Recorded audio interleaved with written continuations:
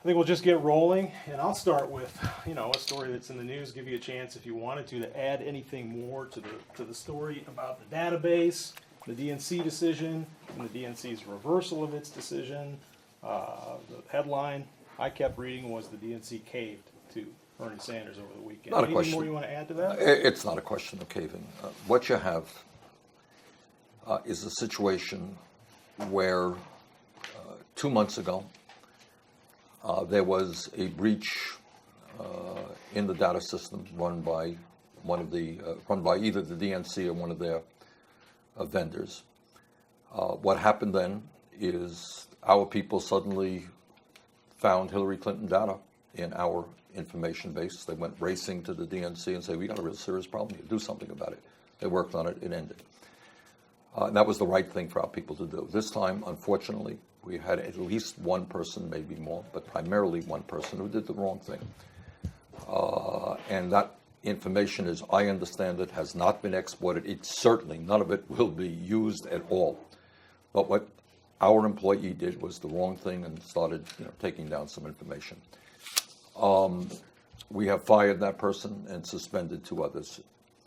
What happened then is that the DNC, without discussing the issue with us, without asking what we were going to do, how we can work together to resolve it, they simply cut off our access to our own information. This is the lifeblood.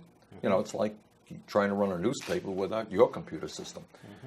And that was a total overreaction. And I don't know how long we were down for, a day or two, but it hurts us. It hurt us here in Iowa and so forth.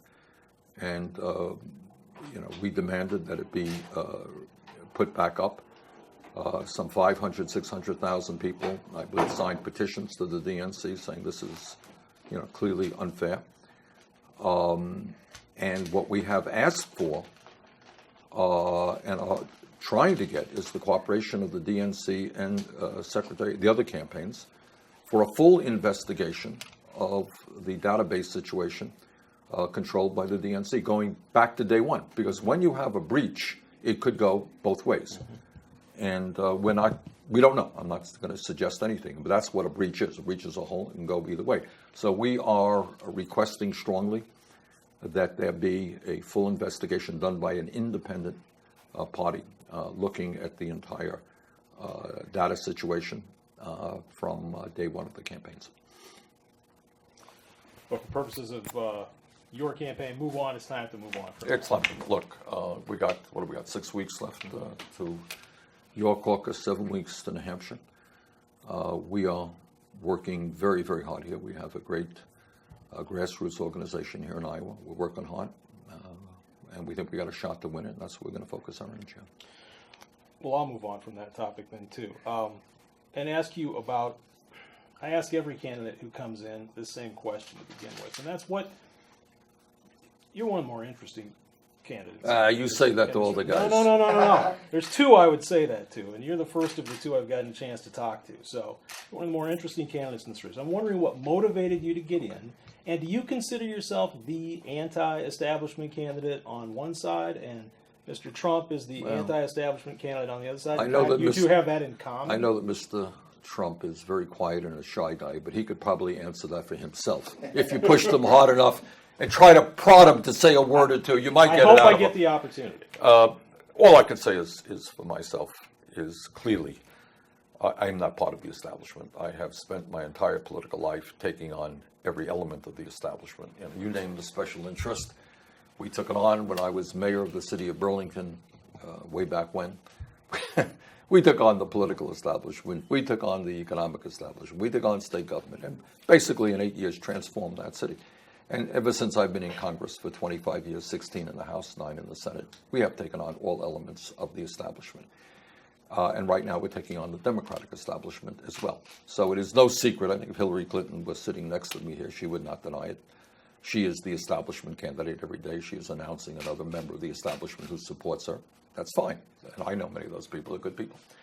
But clearly I am not. What we are trying to do in this campaign, which I think is different than any other campaign out there, is to say that it is not just electing Bernie Sanders as president.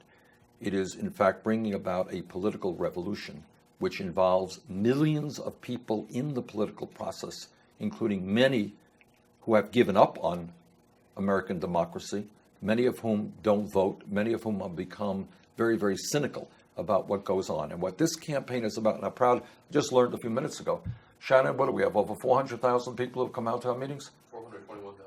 421,000 people, including 30,000, we think, right here in Iowa, who have come out to a meeting. And tonight, we think we're going to have a great meeting here as well, probably over 1,000 people.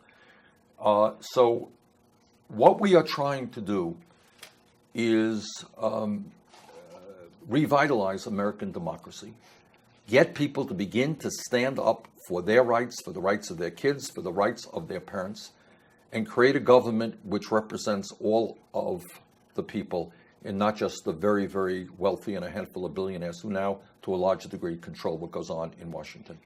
So that's kind of what makes this campaign unique. I always, never do I say, yeah, I want to win. Of course I'm here to win.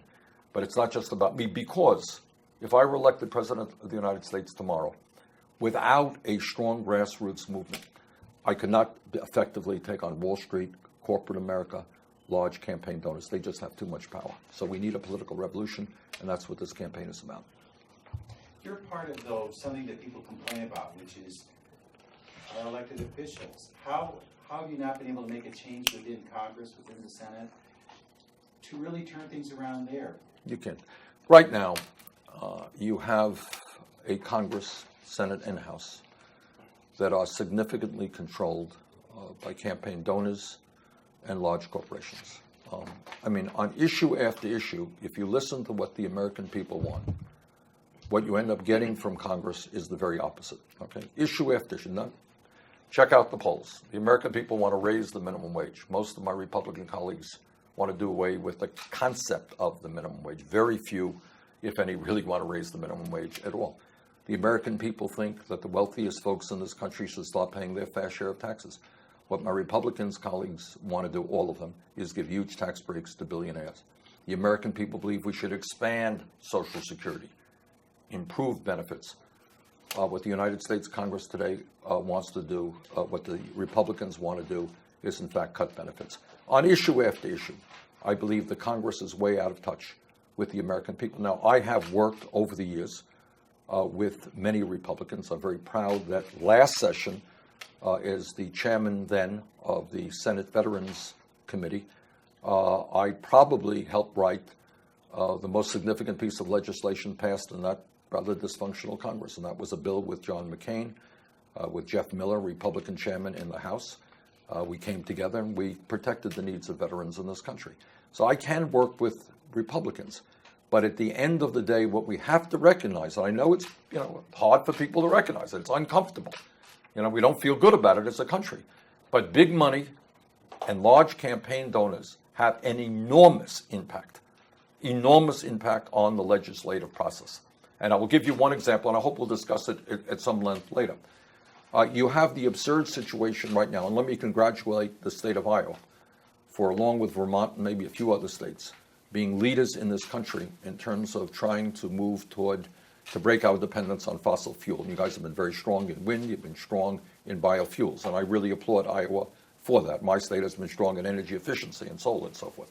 But how does it happen? How does it happen that you have a Republican Party today that, with very few exceptions, rejects science, rejects what the scientific community is saying? How does that happen? Is it because the Republicans are dummies and they can't talk to scientists, or they don't read literature? No, that's not the case. It has everything in the world to do with a corrupt campaign finance system, such that if tomorrow, say a Marco Rubio or even a Trump were to stand up and say, I just talked to the scientific community, I read this stuff, and they're overwhelmingly in agreement. Climate change is very real. It's caused by human activity, and is already causing devastating problems in our country and around the world, and it will only get worse in years to come. And I've reached that conclusion. We got to do something about it. Do you know what would happen on that day that Marco Rubio stood up and said that? His funding would be cut from the Koch brothers and from the fossil fuel industry. This is one. There are a million examples. This is one very clear example of the corrupting influence that big money has on the political process. When when you use the term, and when others use the term, and I use the term, establishment, what does that mean to you? Is it money? What it means is that in America today, you have Wall Street, where the six largest financial institutions have assets of somewhere around $10 trillion, give or take a few hundred billion, which is about 58% of the GDP. These six financial institutions issue 2/3 of the credit cards, 1/3 of the mortgages. In order to get deregulated in the 1990s, and I fought that deregulation tooth and nail, they spent $5 billion over a 10-year period on lobbying and campaign contributions. That's called the establishment. Pharmaceutical industry charges the American people by far the highest prices in the world. In your lunch today, you may have had some lettuce and tomatoes that came from who knows where, Mexico or someplace else. Truth is, it was not vigorously inspected. A lot of food comes into this country without vigorous inspection. If a druggist or a distributor, a prescription drug distributor in Burlington, Vermont, wanted to bring into this country from Canada, not exactly a poor third world country, a name brand drug manufactured by Pfizer or GlaxoSmithKline or some of the major companies, it is against the law to do that. The FDA somehow just cannot check out the quality and the safety of that product coming across the border from Canada. That is simply because the pharmaceutical industry spends hundreds of millions of dollars a year to make sure that they charge us unlimited prices. Military-industrial complex, cost overrun after cost overrun, costing the taxpayers huge sums of money. And on it goes. Yes, what the establishment is about is a relatively small number of people who have huge financial resources, who hire very powerful and well-connected lobbyists, and who, by and large, get what they want. What's the solution or the answer? The solution is a political revolution. And the solution is, I mean, one of the differences between Hillary Clinton and I, she has a lot of ideas. Some of them are good, some I disagree with. But at the end of the day, nothing is going to happen unless we change the dynamics of politics in America. I'll give you a few examples. I mean, everybody here knows, I'm sure you do know. You study these things. How does real change come in America? How does real change, how is it always comes? It always comes, whether you're talking about the civil rights movement, whether you're talking about the women's movement, whether you're talking about the environmental movement, whether you're talking about gay rights, all of those movements have made progress because millions of people stood up and fought. And then at the end of the day, somebody like an LBJ signs a Voting Rights Act, or the Supreme Court finally rules that gay marriage should be legal in 50 states, or we've made real progress on women's rights, not from the top down, but from the down on up. And that's what we got to do now on economic issues.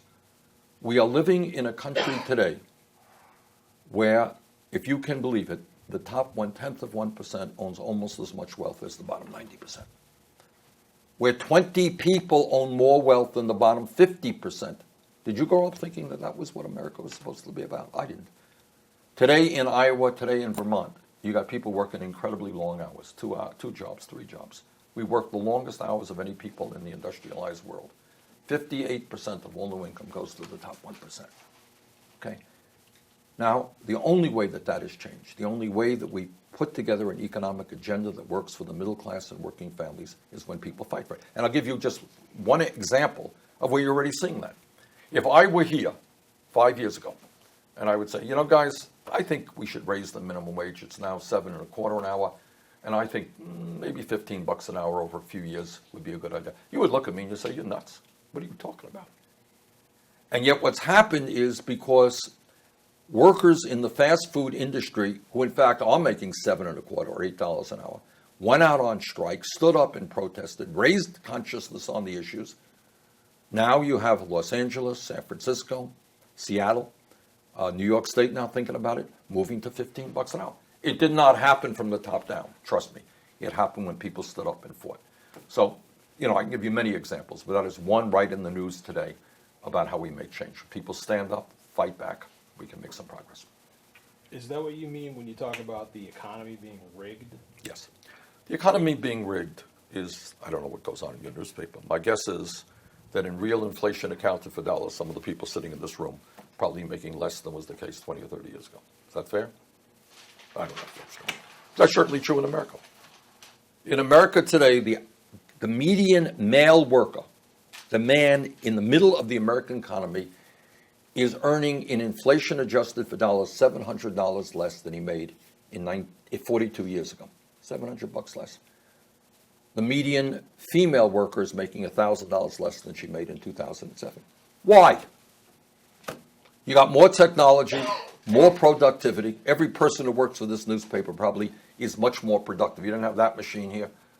You didn't have all the computer technology 30, 40 years ago. Why are millions of people working longer hours for low wages?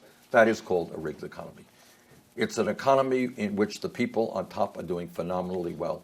We've got 47 million people living in poverty, and the middle class for the last 40 years has been disappearing.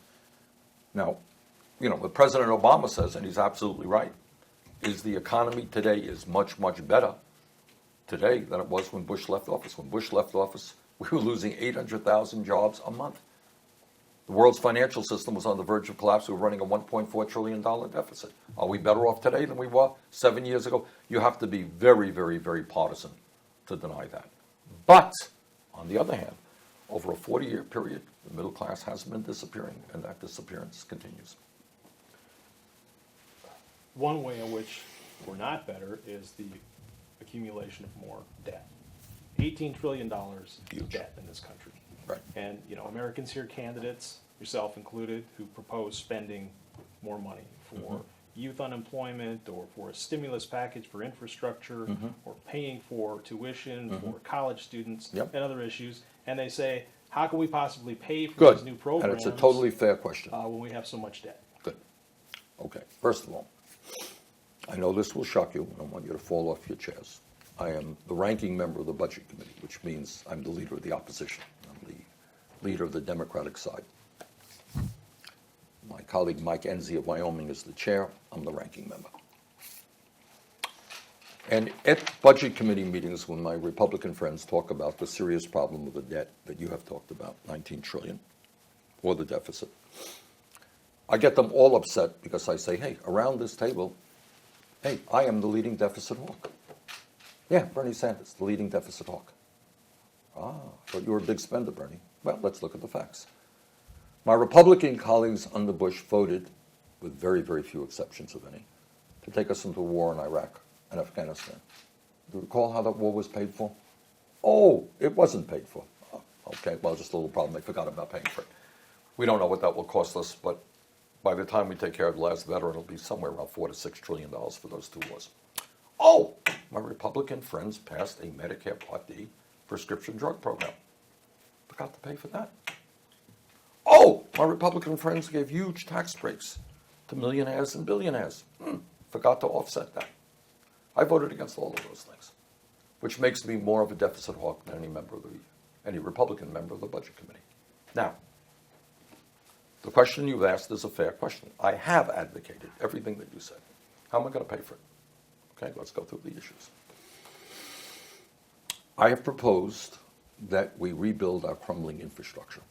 I know in my state we have God knows how many bridges that are in terrible repair. Roads need a lot of work. Water systems, wastewater plants, our rail system is falling further and further behind Europe, Japan, China. Airports, levees, dams, we need a lot of work to be done. I won't bore you with all of the statistics, but the American Society of Civil Engineers, what a sexy name that is, determined that we need to spend over $3 trillion to bring our infrastructure up to par. So yes, I have proposed $1 trillion over a 5-year period to rebuild the infrastructure. Now, how are we going to pay for it? I will tell you how we're going to pay for it. Right now, large multinational corporations are able to store their profits in the Cayman Islands and in Bermuda and in Luxembourg and in other tax havens.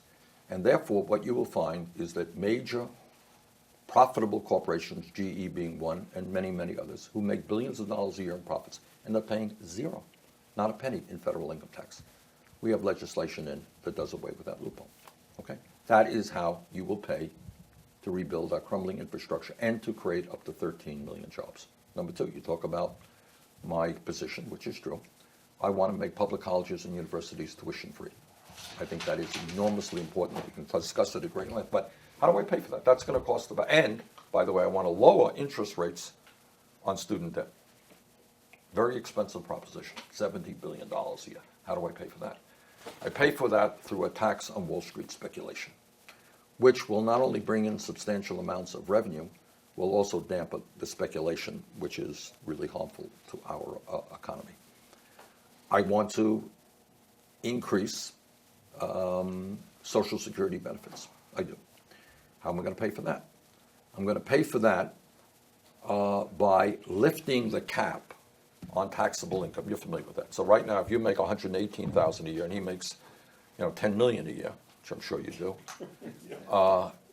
you both pay the same amount into the Social Security Trust Fund. You lift that cap, we can extend Social Security for another 50 years to 2065, and significantly expand benefits. I actually think that's one of the easiest big problems we can solve in this country. I agree. It is. It isn't difficult. No, it is not. And we have legislation in to do that. So those are three examples. Now, in terms of health care, the Wall Street Journal got this whole ball rolling. They put a front page story in there. Sanders wants to spend $18 trillion. Well, that's a lot. Got me a little bit nervous. That's a lot of money. Well, it turns out that of that 18, I think it was 17. Mike, was it 17 or 18 that they were talking about? 18, I think, wasn't it? Yeah. Of that 18, 15 of it over a 10-year period was health care. Okay? All right, so let's talk about health care. Mm-hmm.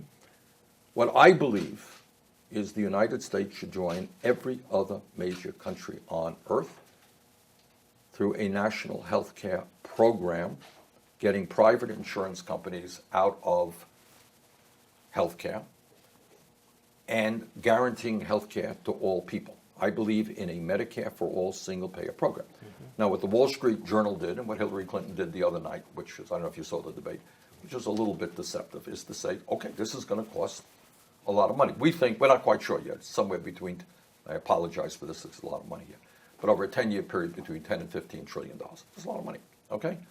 But what Hillary forgot to tell the American people, and what the Wall Street Journal forgot to tell you, is you're not going to pay any private insurance.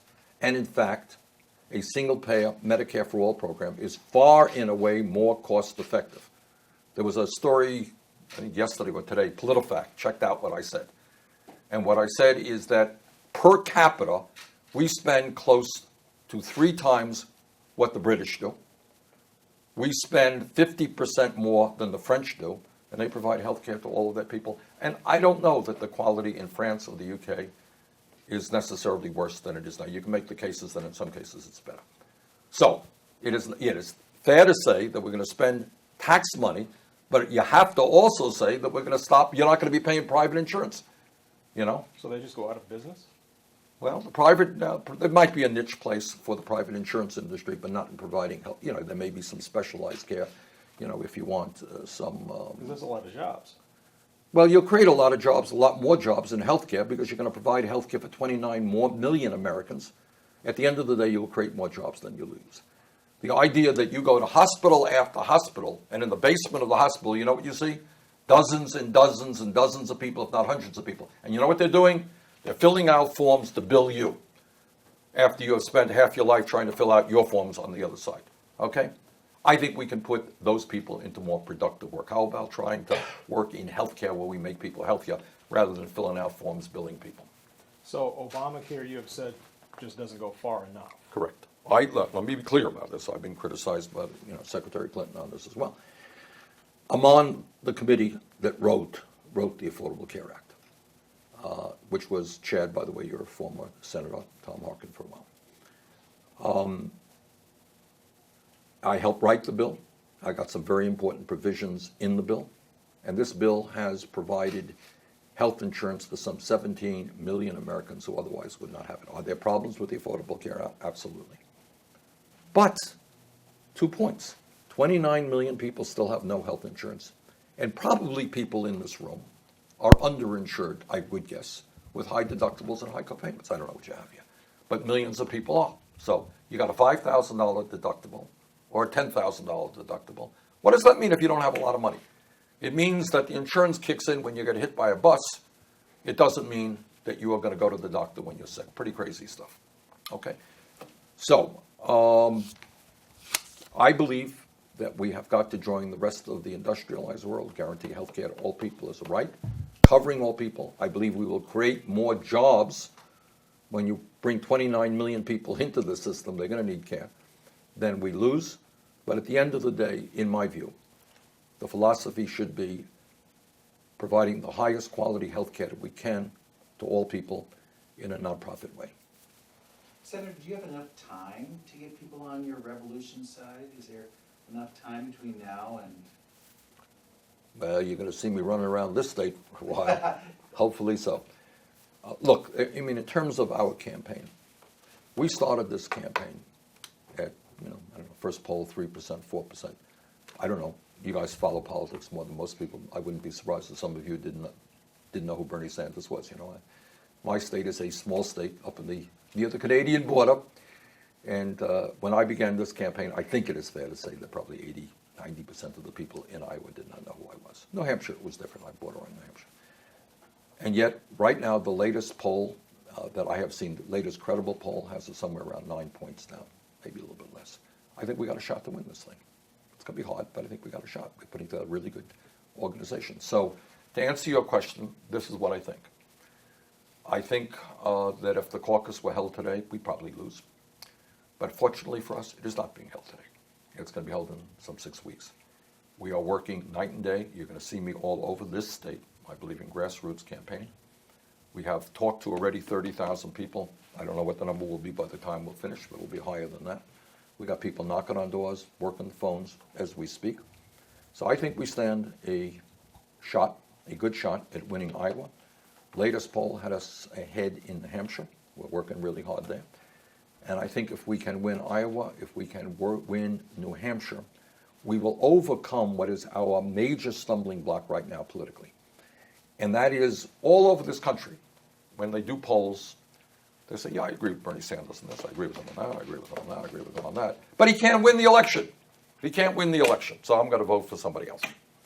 If we win here in Iowa, and if we win in New Hampshire, I think that dynamic changes very significantly. People say, oh, God, he won in Iowa, won in New Hampshire, maybe he can win. And then I think we have a path to a victory, a difficult path. I don't want to sit here being overly cocky.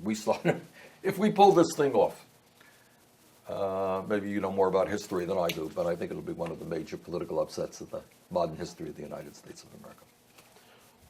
A couple of campaign questions then.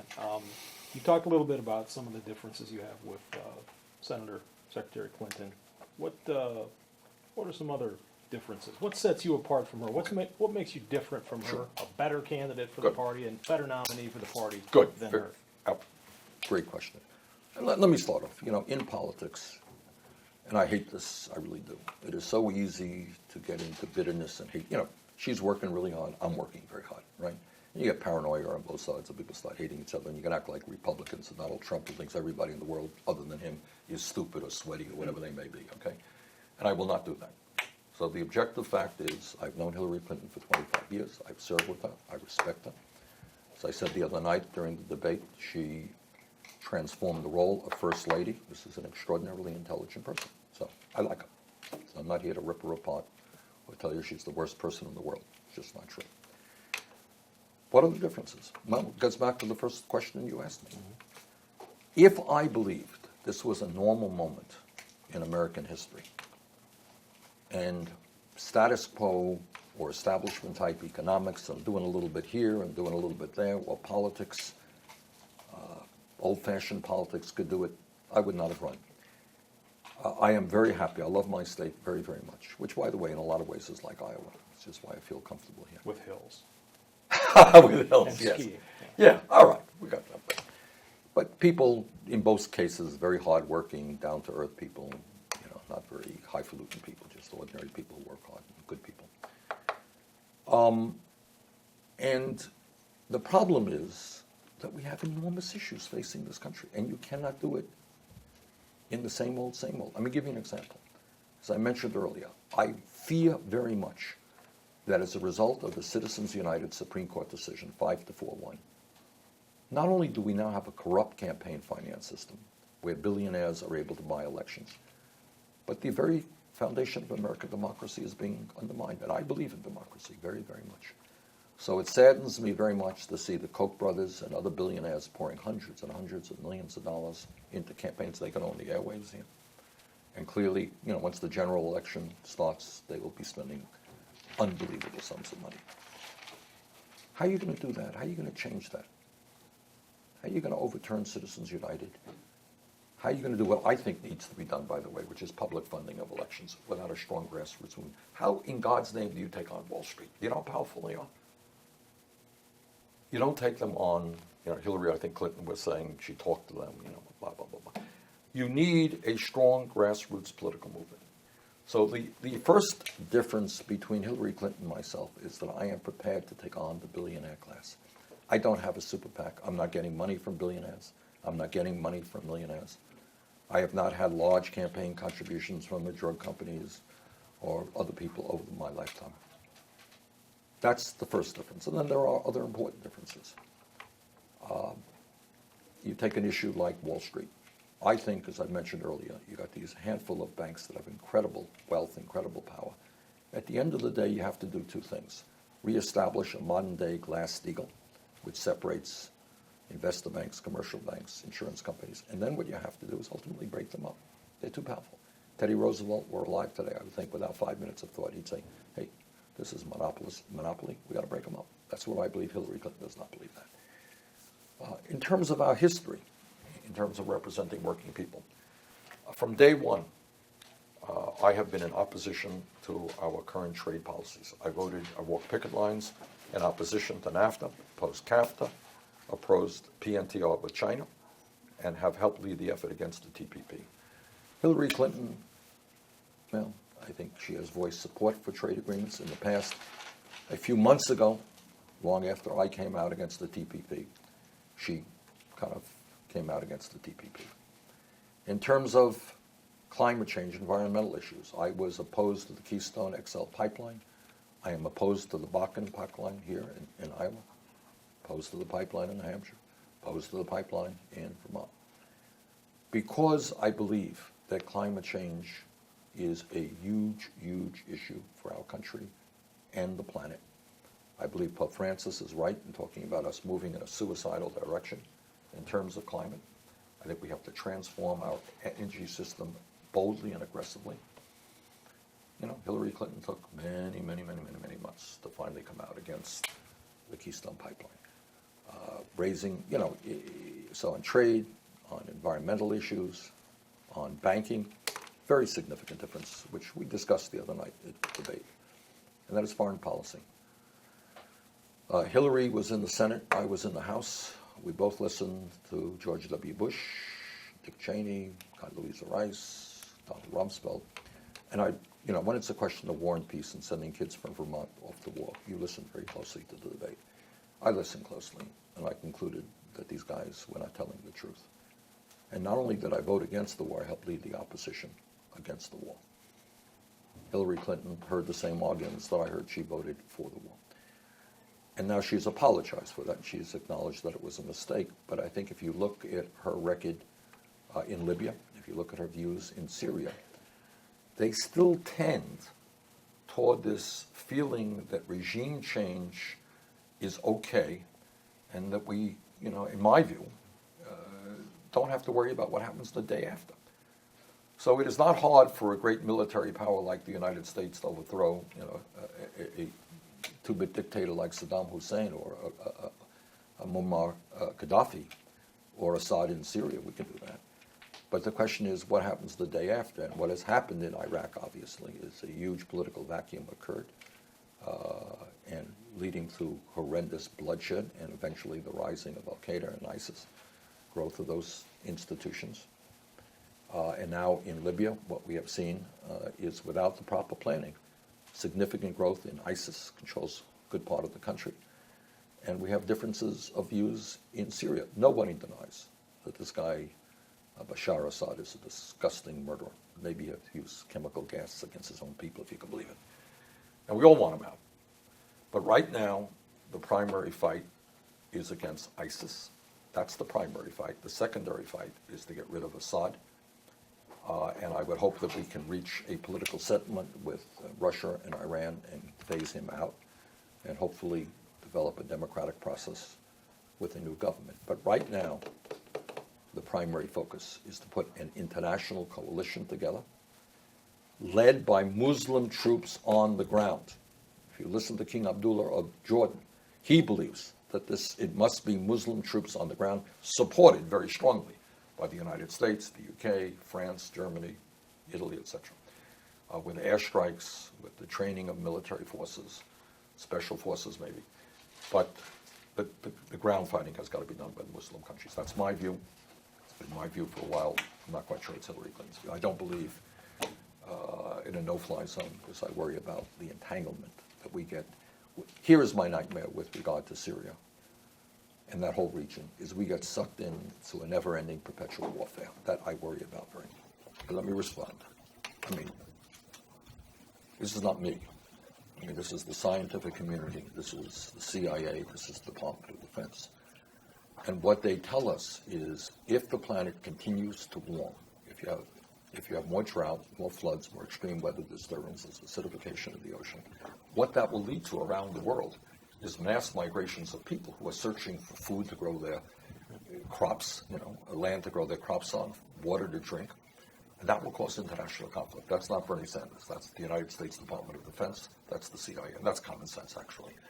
So when I know people, Bernie Sanders is not worried about ISIS, just worried about climate change. Of course I'm worried about ISIS. Of course I am aware of what happened in Paris and what happened in San Bernardino. And I understand that there are people there who want to hurt us, and we've got to be vigorous, and we can talk about it in every way, in opposing that. But if you're talking about long-term threats to this planet, absolutely. Climate change is a huge issue. Now, I may talk about it more than other people. That's true. Is it my signature issue?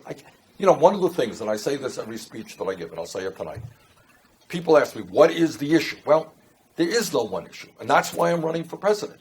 You have a corrupt campaign finance system that is undermining democracy. Is that a pretty big issue? I think it is. You have a nation moving toward an oligarchic form of economy where 58% of income goes to the top 1%. Rich get richer, everybody else gets poorer. Is that an important issue? Yeah, I think it's an important issue.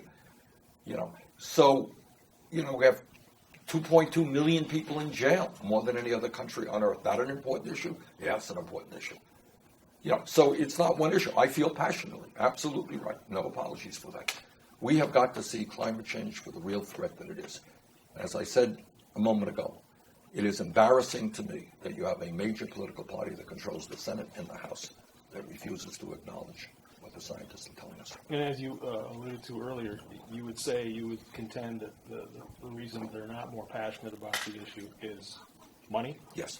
That opposes climate change initiatives. Look, here's the facts. I sit on the Health Education Labor Committee.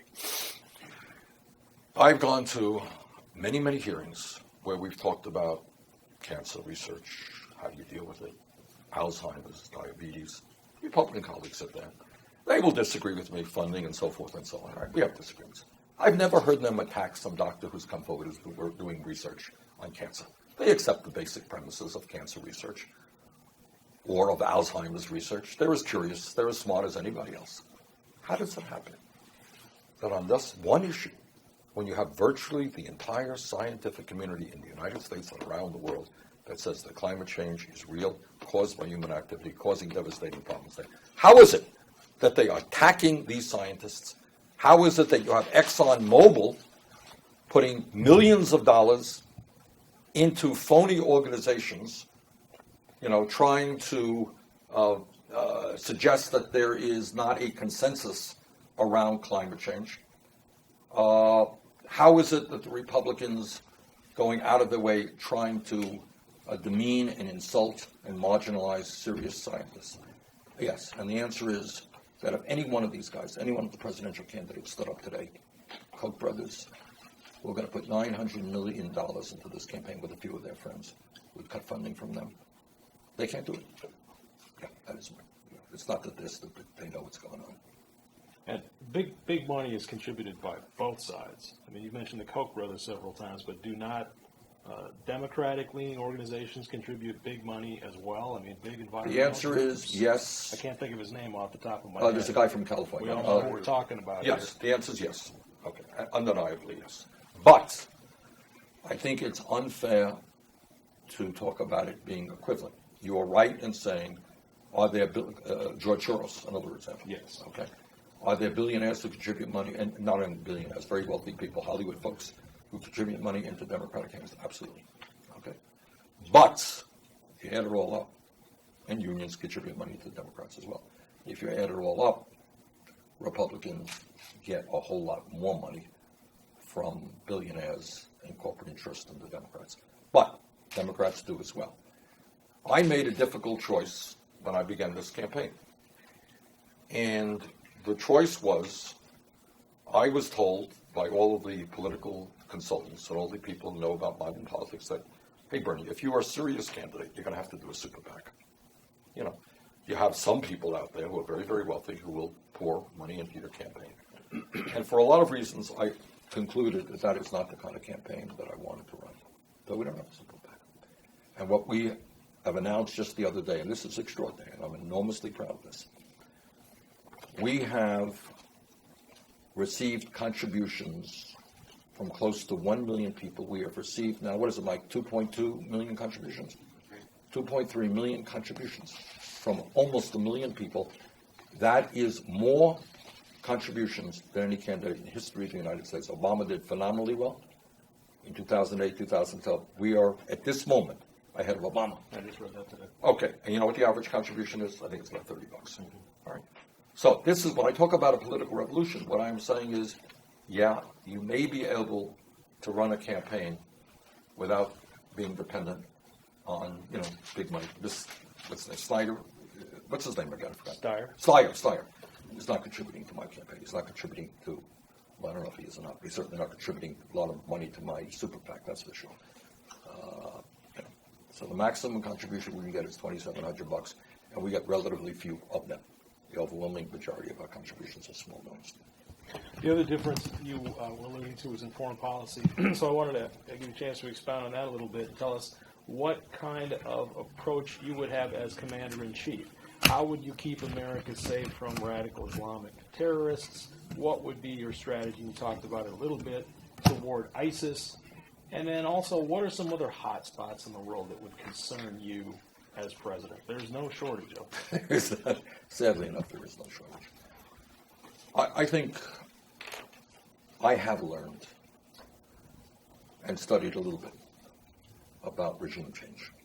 I don't know how many people in this room know. Does the name Mohammed Mossadegh mean anything to anybody? Ring a bell? Not that I mean to be teachy. Sometimes people get angry at me when I play that role. All right. Back in 1953, the United States, the CIA, this is public, check it out. I mean, it's knowledge now. The CIA and British Secret Service, whatever they are, overthrew Mossadegh, who was the democratically elected prime minister of Iran.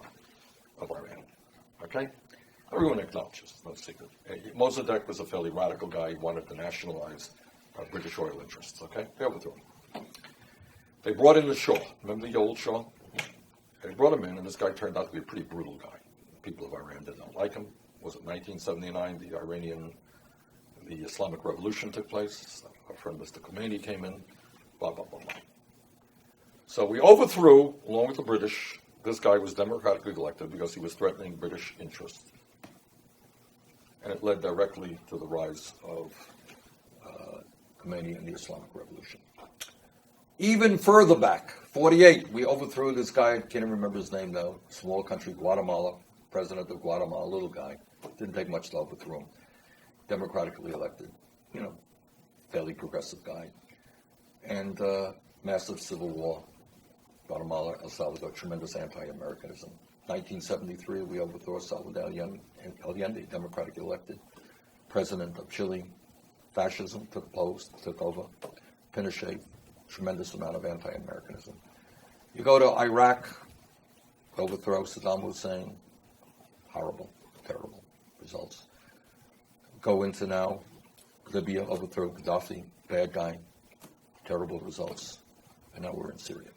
So, I think it is important to understand that wars and regime change has unintended consequences.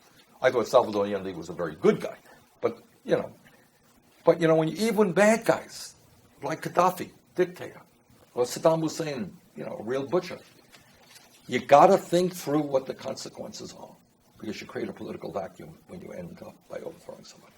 So what do I think? I think that the United States remains and should remain the major military power on earth, but we have got to move and work in coalition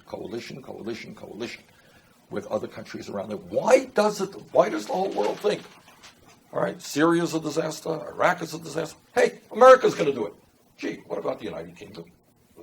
They have health care for all of their people.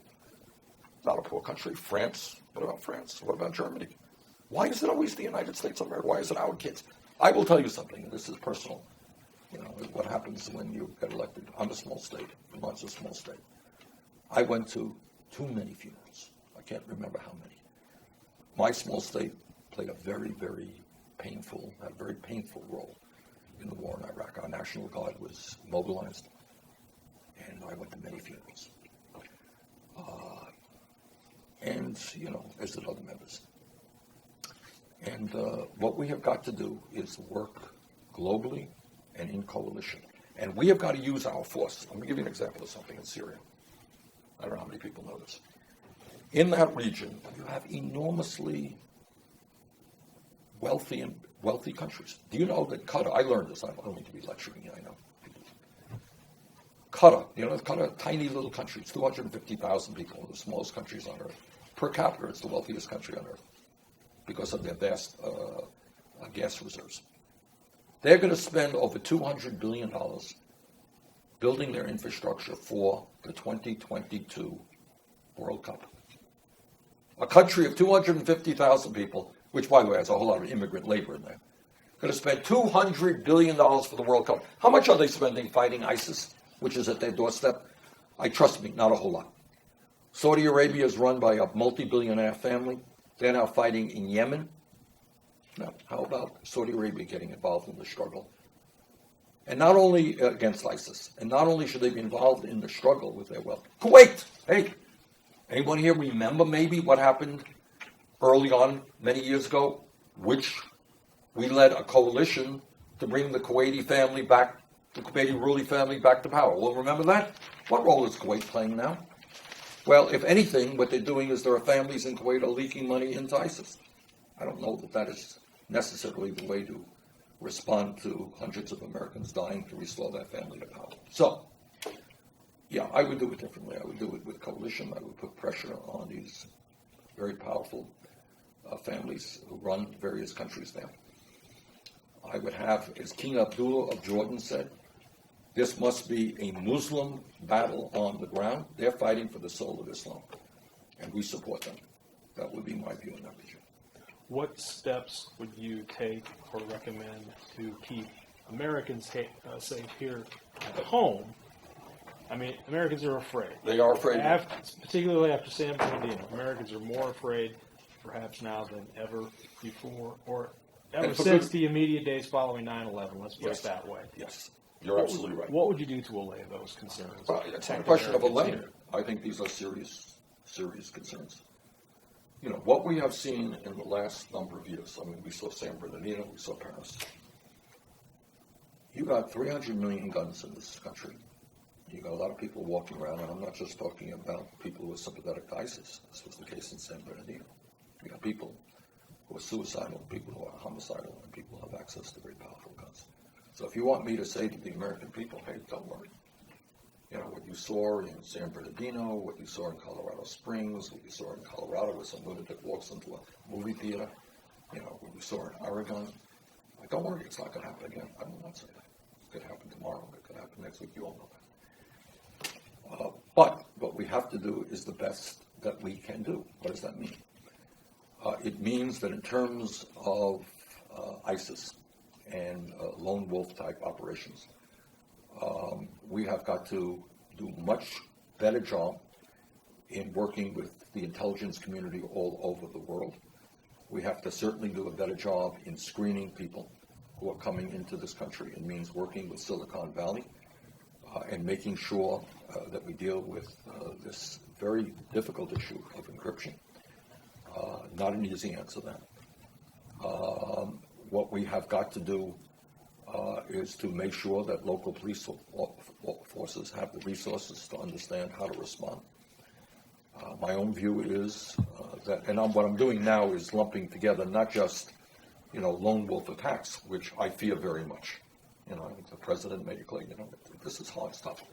We do the best that we can, but in general, in terms of this kinds of gun violence that we're seeing, we have to have strengthen the instant background provisions. We have to do away with the gun show loophole. We have to do away with the straw man provision, in my view. I know it's a minority view.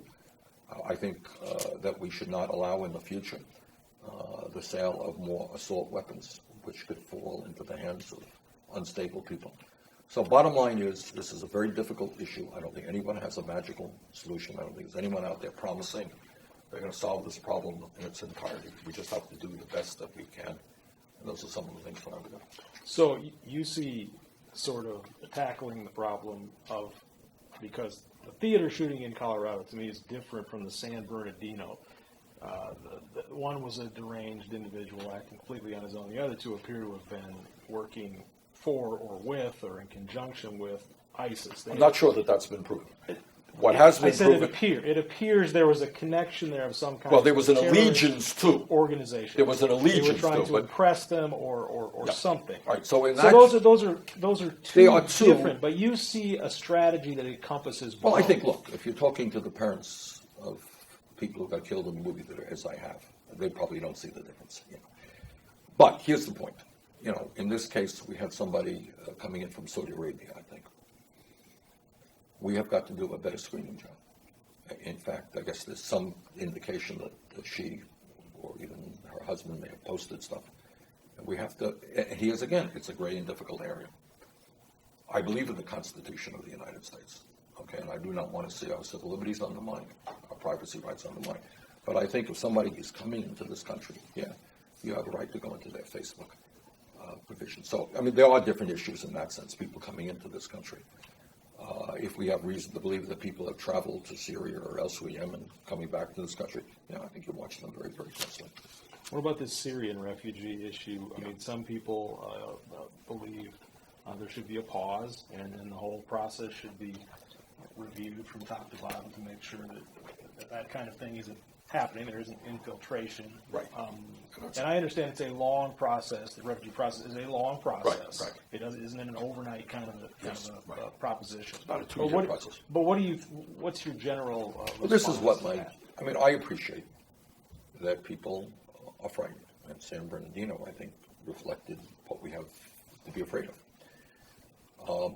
But this is what I also think, and this is kind of maybe the most important point I would make on this stuff. We are a great country, historically and today. And one of the reasons we are great is we have been a beacon of hope. Not just our rhetoric, that's just a fact. My father came to this country at the age of 17 without a nickel in his pocket. Never made much money, but never doubted for one fraction of a second that his life and the life of his children was much better here than where he came from. We were a beacon of hope. And I think if we do as Trump wants us to do and say, no more Muslims are going to come into this country, I think we send a very bad message to the rest of the world. And B, we give up a lot of what is great in this country. And that is that historically we have welcomed people who are in trouble. You know, and I know, that the crisis, the refugee crisis from Syria, from Afghanistan, people are leaving with nothing. They're leaving because of terrorism, being attacked by terrorists. They are leaving with their shirts on their back, wheeling their kids with nothing. This is not just an American issue, it is an international issue. Europe is playing a role. Germany has been kind of stepped up to the plate. Other countries are. I believe the Gulf region has got to play a role. and I believe the United States has got to play a role. I do not think, from a historical point of view, or given our role in the world, that we look very good in saying, here are people who are suffering terribly, just a human tragedy, and we're going to turn our backs on them. Should we look from A to Z, in making it certain that nobody is coming into this country who's going to do us harm? Absolutely, and I have no problem with doing whatever it takes to make sure that people coming into this country are not going to hurt us. How would you go about protecting, speaking of refugees, immigrants, protecting the southern border, fortifying the southern border security? Well, again, it's, as you know, a lot of the flow of undocumented people has to do with economics. And right now, and somebody correct me if I'm wrong, but I don't think I am. Actually, there is a net flow now. More people from Latin America are now leaving the United States than coming in. So as of this moment, there are people coming in, there are people leaving. The net of that is either zero or maybe a net negative. But obviously, we want to have strong border security. If the question is, am I in favor of some gigantic wall, which I think will never be built, which I think sends a terrible message to the rest of the world? No, I'm not. This is the year 2015. Between increasing and making sure we have adequate manpower on the border, given all of the modern technology that exists in terms of heat sensors and all kinds of sensors there, I think we have to be vigorous in protecting the border, no question about that. But I think you can do it without a wall. Can I ask, how does Donald Trump get such a following? That's a very important question. I will give you an answer that no one else will give you. As I think everybody in this room knows, as you indicated, these are difficult times for the American people. And it's not just the fear of San Bernardino or Paris. There is a lot of, I'll tell you something, I don't know if you saw this, but it was really remarkable. A couple of months ago, there was a study that came out. I can't remember the damn people who did it. But this is what the study said. The study said that for whites, they looked at at whites between the ages of 40. You saw that study? Yeah. It's like 45 to 55. Exactly. White Yeah. males. Exactly. Not male, females as well. I thought it was just males. No, I don't think so. I could be wrong, but I think it was both. And what they found, unbelievably, is an increase in mortality rates and a lowering of life expectancy. Everything being equal in our country, if you're black, you're Hispanic, you are middle class, you're upper class, you're going to live longer. That is the trend all over the world and the trend in the United States. And then they found this coterie of people, 45 to 55 whites, dying younger. What's going on? And what the study found, and the researchers were blown away. They couldn't believe it. There are 500,000 people who should be alive today who are not alive. And the reason for that is the immediate causes were suicide, drugs, legal and illegal, and alcohol. Despair. Okay. What's going on? What? And I can't give you all, but it has a lot to do with that particular group of people. We talk about the decline of the middle class. Those are exactly the people who hit the hardest. You got a college degree, you got a good job. Those are the people who are working longer hours for low wages. Older workers may not have any work at all, worried to death about their children, feel themselves failures in life. They're drinking, doing drugs, committing suicide. So you have enormous anxiety and a lot of despair in this country. And people are confused. Why is it that I have to work 50 or 60 hours a week? Why is my kid who graduated college living in my basement, not being able to go out and get a job and stand on his own? I'm a working mom. Why can't I find affordable childcare? Why is almost all the new income going to the top 1%? And then I got somebody in San Bernardino going to a party and killing 14 people. What is going on? And then you have Donald Trump coming along. And he has a very simple solution to the problem. And the solution is that Mexican people, minority, who are coming into this country, are rapists, or drug dealers, or criminals. And we've got to be tough on them. We've got to throw them all out. That'll improve life in America. And those Muslims, we're going to follow them for coming in. We're going to hate.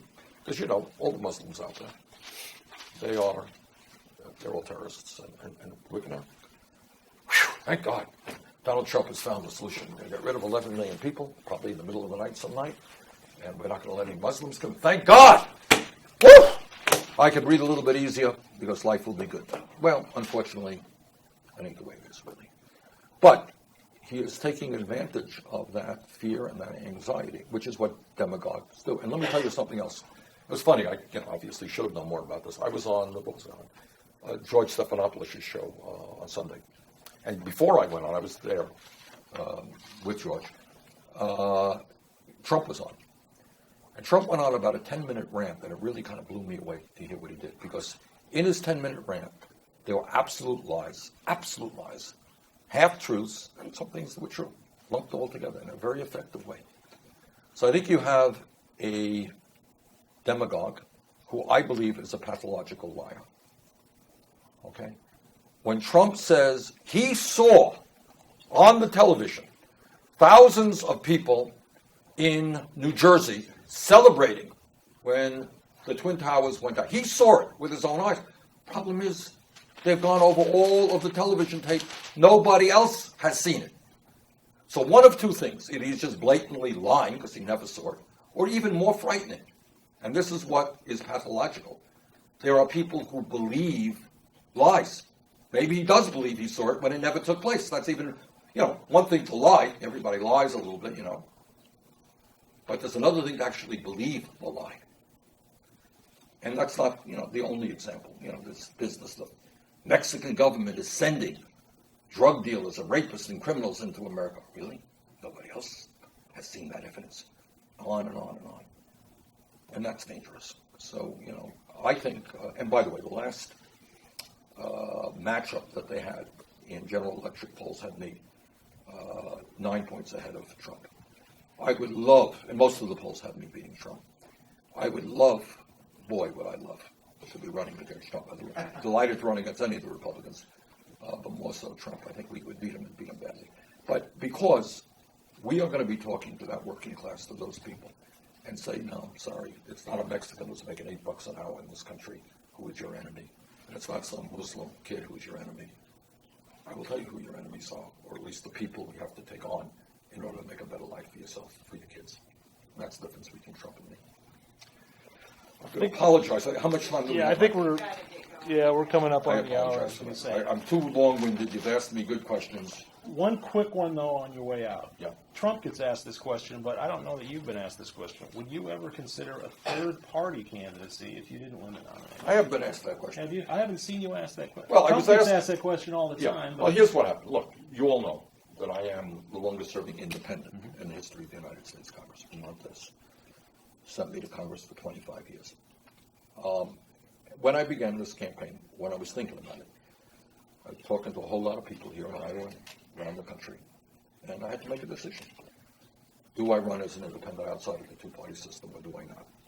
For a lot of reasons, which I think turned out to be exactly the right reasons, I decided to run within the system, within the Democratic primary and caucus process.